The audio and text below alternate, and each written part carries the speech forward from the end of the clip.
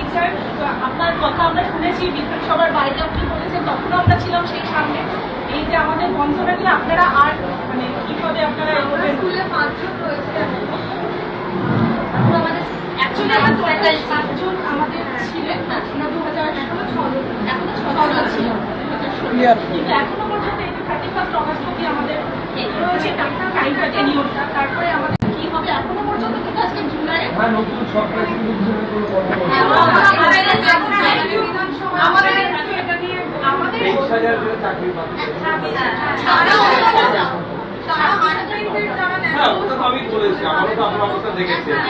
এবার এই যে আজকে 29 তারিখ জুলাই মাসের 31 অগস্ট অব্দি আমাদের টেনিওর আছে, আমরা আজকে দাঁড়িয়ে এখনো পর্যন্ত জানি না যে সামনের মাসে আমাদের কি হবে।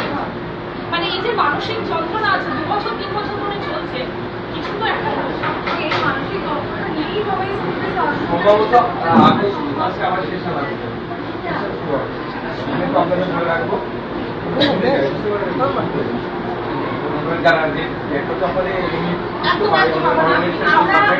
ভীষণভাবে চাই মানে এটা নিয়ে কোনো আপনি আপনারা যে সেশন শুরু হবে তখন বলবেন। আমি তাহলে সেটা আপনাকে কবে থেকে আমি পারবো এইসব ছুটিটা আমি মেলাই দিচ্ছি আপনার আমরা এই ব্যাপারটাই দেখবেন, তবে আপনি আপনি করবেন না সেশন দেখবেন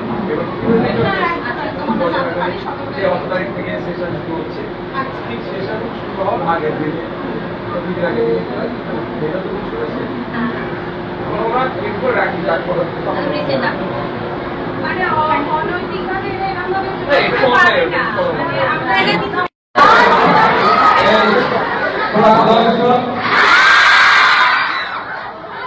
তোমাদের এখানে আমি প্রতিষ্ঠানে এসেছি, আমি কিছু কথা বলবো। তার আগে ম্যাডাম ভারতবর্ষে একটা দায়িত্বশীল আছে, দুটো কথা বলবো। আচ্ছা আমি কথা বলতে হবে না।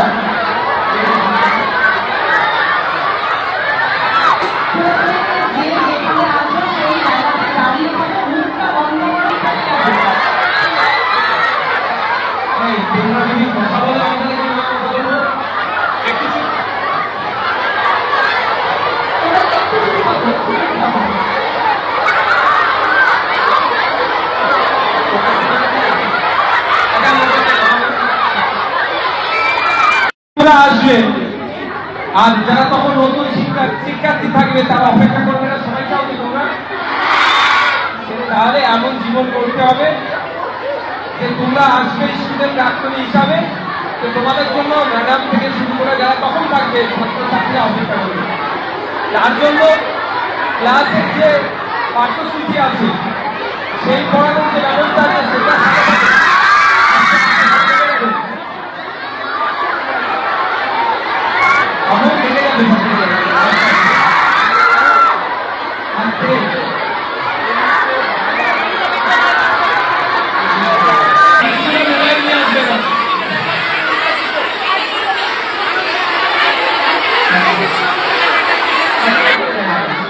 ভবিষ্যতের তারকা তোমরা আমাদের, কেউ হেলথ সেক্টরের, কেউ স্পোর্টসের, কেউ এডুকেশনের, কেউ এগ্রিকালচারে, সবাই তোমরা কিন্তু ভবিষ্যতের তারকা।